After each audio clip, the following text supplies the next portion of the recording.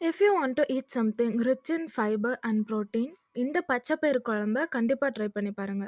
ஒரு 100 கிராம் பருப்பை இந்த மாதிரி நல்லா ரோஸ்ட் பண்ணி எடுத்துருங்க. அதை குக்கரில் சேர்த்து ஒரு 2 காஞ்ச மிளகாய், 4 பல்லு பூண்டு, சின்ன வெங்காயம், கத்திரிக்காய், ஒரு பெரிய சைஸ் தக்காளி, ஒரு 1/4 ஸ்பூன் மஞ்சத்தூள், பெருங்காயத்தூள், இது மூழ்கிற அளவுக்கு தண்ணி விட்டுக்கோங்க. குக்கரை மூடிட்டு 5 விசில் வச்சு எடுங்க. கேஸ் போனதும் அந்த பருப்பு, தக்காளி, கத்திரிக்காய் சேர்கிற மாதிரி நல்லா கடைஞ்சி எடுத்துக்கோங்க.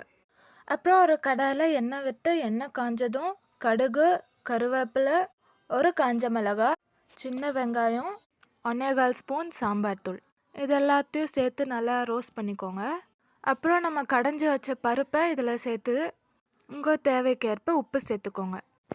ஒரு கொதி வந்ததும் கொத்தமல்லி தூவி இறக்கிருங்க. இந்த குழம்பு அட்லீஸ்ட் ட்வைஸ் a வீக் செஞ்சு சாப்பிடுங்க. ரொம்பவே ஹெல்த்தியானது.